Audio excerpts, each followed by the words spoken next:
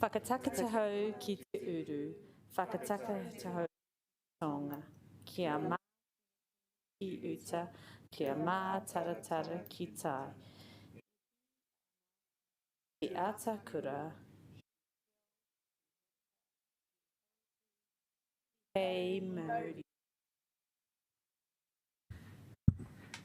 Well, welcome everyone to today's Grants Committee meeting, and we have Councillor Pennant online and also Claire Richardson. So welcome, and we'll try and keep an eye on you and to make sure that we capture you if you want to contribute to the meeting. The meeting is being live streamed, and please let us know if you need to leave the meeting. We will have morning tea, but I suspect that may also align with the end of the meeting, but we'll see how we go. We do have some apologies. We have apologies from Mayor Foster and Councillor Paul for lateness. I move that we accept the apologies. Do I have a seconder? Councillor Day, very keen to do that. All those in favour press 1, against press 2.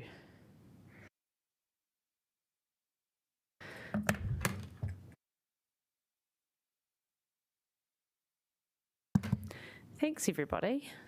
That's carried. Does any member have any conflict of interest declarations? No. All right, we'll move on to confirmation of the minutes then. I move that we approve the minutes of the Grant Subcommittee held on the 2nd of December, having been circulated, and that they be taken as read and confirmed as an accurate record of that meeting. Do I have a seconder? Councillor Matthews, very keen. All those in favour press 1. Yeah, lucky.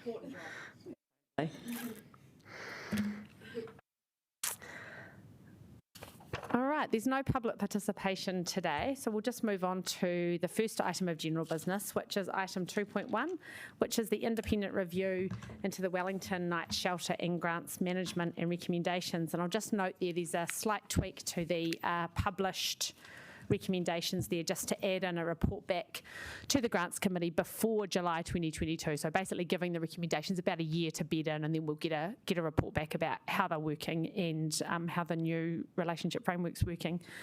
So I just in introducing this report, I just want to firstly acknowledge the long history of the Wellington Night Shelter as a very important institution in Wellington, dealing with our most vulnerable residents, and it has been in operation, was in operation for over 50 years, and during that time, for most of that period, had a very proud tradition of supporting very vulnerable people, and was very, very well respected by the community, throughout the community. And I do want to acknowledge the many people that contributed to the success of the Wellington Night Shelter over its 50 years of operation.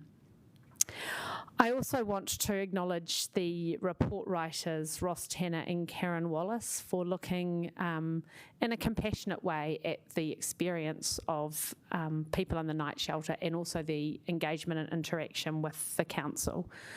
I do think this is a very serious issue. I do think that this deserves the comprehensive reports that were undertaken, and the recommendations that flow from it are very important.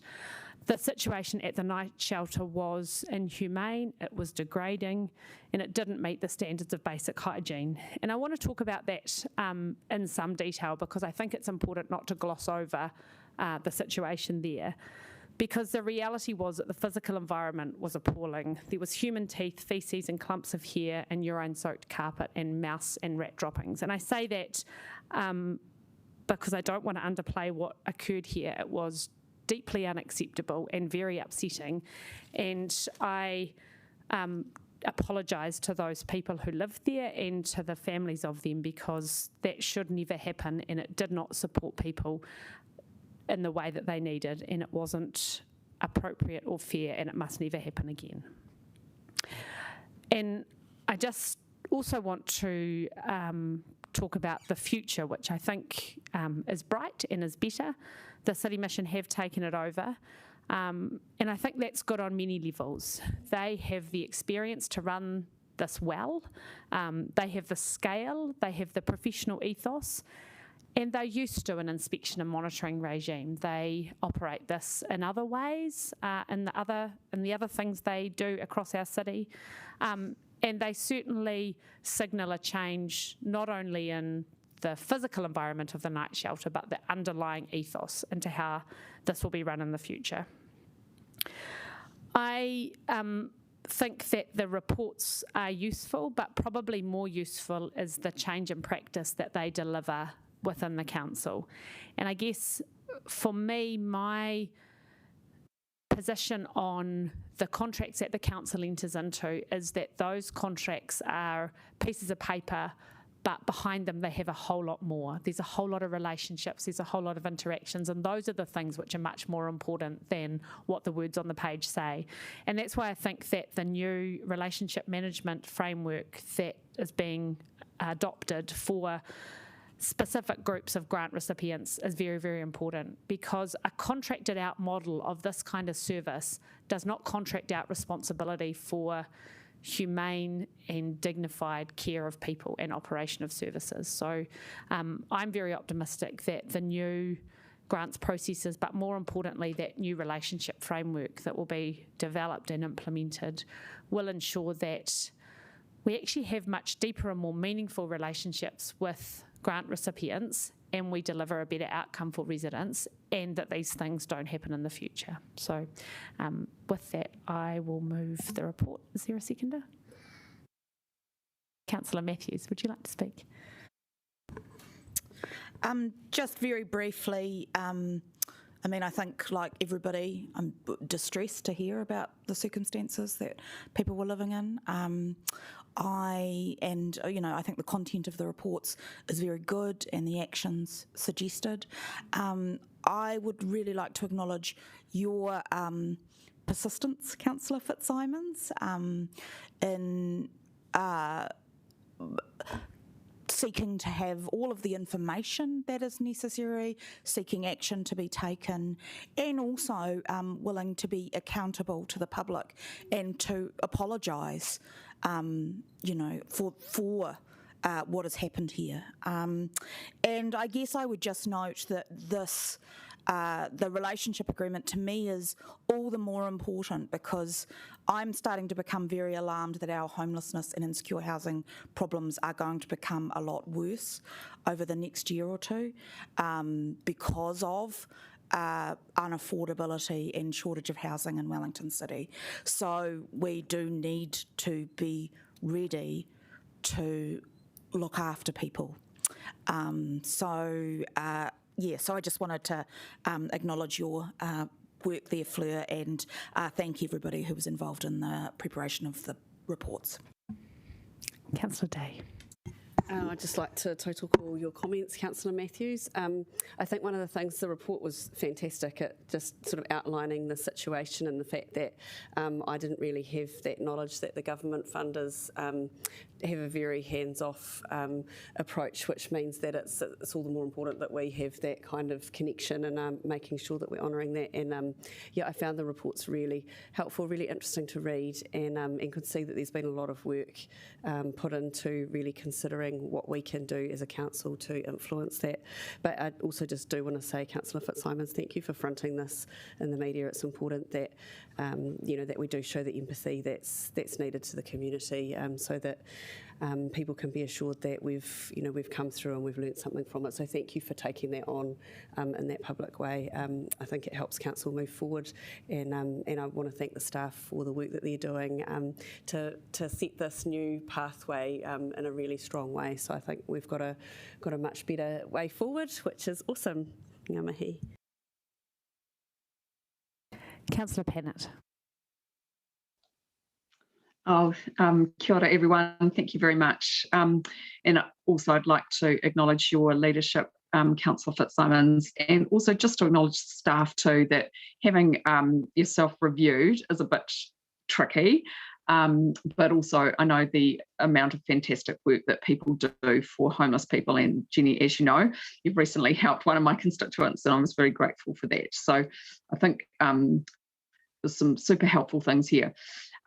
Councillor Fitzsimons, just because obviously we got the report after our briefing, I was just wondering if you could respond to a few questions I've got. The issue around indemnity is one I find kind of interesting, and it's tied up with our role. if we do have all these multiple roles as funder and advocate and regulator, I'm just not quite sure how that actually works in practice. And I take the point that, that all entities have a board which have legal responsibilities. But nevertheless, I'm not quite sure that's the right approach. So I'd just be curious in your response there. And I do think our roles are tricky because we just have so many functions in local government, and that does make it difficult. And how the different arms of council interact is also quite tricky. But nevertheless, we're doing the best we can. I'd also just like to raise a question about whether organisations always have the necessary resources to run services in what are very, very difficult circumstances with sometimes clients with extreme needs. And then, if we're going to demand higher standards, then we need to resource them properly. So there's obviously a financial cost to that. And finally, I just picked up that point about the Ngāti Kahungunu relationship. I hope that's getting on track, because obviously that's a really important one. But look, I think the overall thing is that the issue seems to have been resolved. The council had known that the night shelter model possibly wasn't the right way going forward. We'd put some money into trying to resolve that. So I look forward to seeing the successful outcome of that in a couple of years.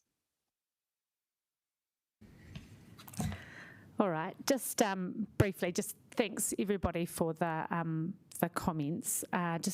Councillor Pennant, to pick up with your point, in terms of the indemnity, I totally agree, and I think the reality is that no matter what an indemnity clause says, that the council retains some accountability. You can't contract that out, and that when you fund things, you do have an accountability to the community, but also we have an accountability because we're the Wellington City Council and we have a role in supporting particularly our most vulnerable residents. So the reality is you can have an indemnity on the page, but actually we have not only an accountability but a deep interest in making sure that these things operate well and deliver services to the community properly.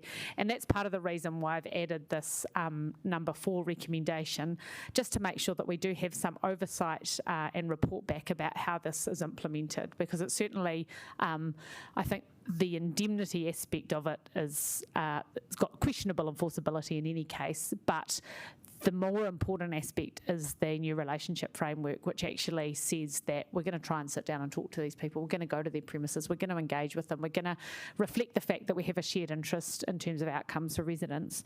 And I completely agree around resources. And I think part of the challenge for this committee is that we grant a lot of small grants to a high number of groups, and I think in a way we try to do a lot of things, and the multi-year funding, which we're going to be discussing next, is a way of attempting to channel that down into some specific groups and to give them some certainty about outcome. But I think it's an ongoing challenge for this subcommittee about the extent to which we spread the small amount of grants funding to a large number of organisations, or whether we channel in on strategic interests and strategic issues facing the city. So I think that's an ongoing tension that we need to keep discussing and resolving. Okay, I'll put that to the vote. If you're in favour, please press 1. Against, press 2. Sorry, I did not mean to ring the bell.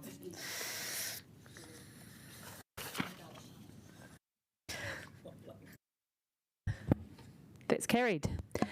Now the next item is the extension of the arts and culture and social and recreation multi-year funding, and I'll ask Councillor Day to introduce that.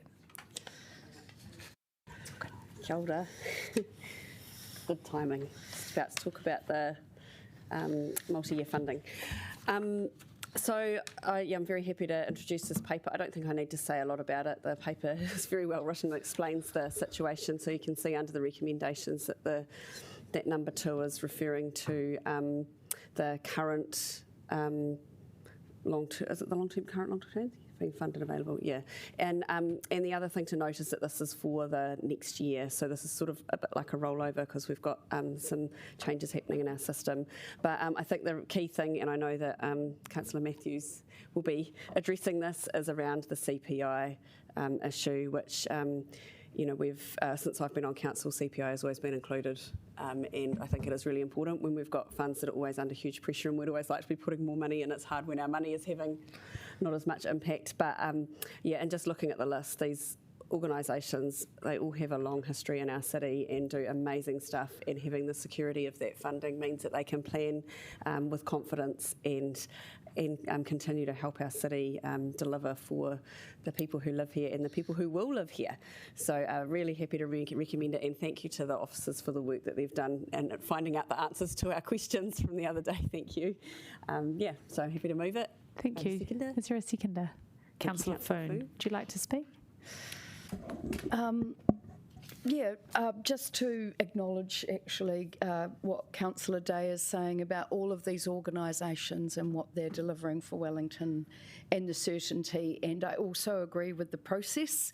It would be much better to align all of this with the new system, the new relationships framework, and bring that all together, and I think that would be, great for all of the organisations particularly, which then in turn have a really positive impact on our communities. So thanks team for the work on this. Cool, thank you. And do we have any amendments? Councillor Matthews. We'll just bring those up. So there's two amendments here. I wonder, Councillor Paul, you might be interested in seconding these. Have a read of them. So the first is just a little bit of background that my understanding is that the last long-term plan, so in the last 10 years, we had been operating in an environment where the multi-year contracts were CPI adjusted, and that the long-term plan as presented to us did have a change that wasn't highlighted to councillors, so we weren't actually aware of this, so we've become aware of it. And of course, our view would be that the grants should be CPI adjusted, that the costs of these organisations do continue to increase. I note many of these fantastic NGOs are living wage employers, for example, and so their costs will be increased. So my two amendments are that we recommend to the Annual Plan and Long-Term Plan Committee that the multi-year grants funding is CPI adjusted. And secondly, holding the community engagement portfolio and thinking about the importance of these relationships, it's important that these organisations know what is currently proposed and have the opportunity to have their say about what they need and expect in the future. So my second amendment is that we ask our chair, we direct her, to contact all the recipients of multi-year funding to advise that the current draft long-term plan doesn't include CPI adjustment, and encourage them to share their views with council about what impact that would have and what their preference is for this funding arrangement. Cool. Do we have a seconder for this amendment? Councillor Paul, would you like to speak? Hey, thanks so much for putting this together for us. I really appreciate it, and thanks for bringing these amendments. I think they're really good and bridge that gap really well. And I guess the only thing I'd ask of the chair is, it would be really good to hear what the responses are and understand if the funding that we're giving them is meeting their needs, or if they're getting funding from elsewhere, and what we can do to kind of improve that. Because looking at it and then looking at kind of the issues and the things that people are talking about, especially recently, over the last 24 hours, it's clear that people are really concerned about things like safety, and a lot of those social and social recreation kind of organisations are the ones doing that heavy lifting, whether it's preventative work or responding to the situation of our city. So and in comparison to the arts, it did feel a bit disproportionate in terms of that funding, given the scale of the issues. But again, I'd need to hear from them to have more of an understanding of that as well. So thanks for the amendments, and happy as the support. Anyone else on the amendments? No?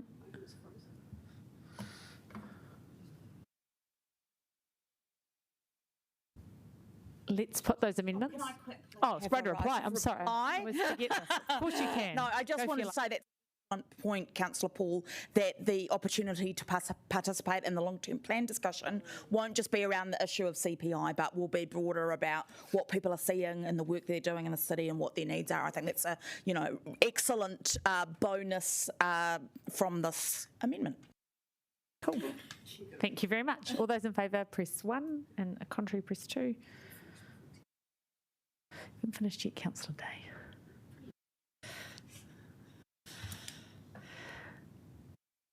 Any other? Oh, that's. Can you just check your phone?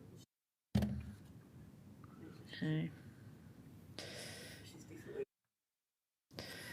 Councillor Pennant, we can't. You seem to have frozen. So if you can hear me, perhaps if you could indicate your vote. All right. Okay. Well, she's not here. She can't vote. So that's carried. Any other speakers on the substantive? No. I'll put the main amended motion then. All those in favour, press 1. Contrary, 2.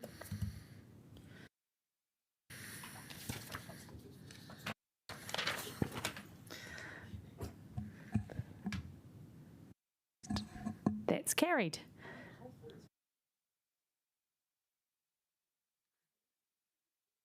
Thanks, everybody. A very quick and efficient meeting. I'll ask that you all stand to say the closing karakia.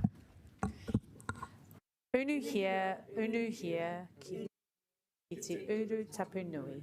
Kia wātia, kia mama, te nākau, yana, te wairua. Takatu. Akaria aki ki runga. Kia wātia, kia wātia. Thank you, everyone.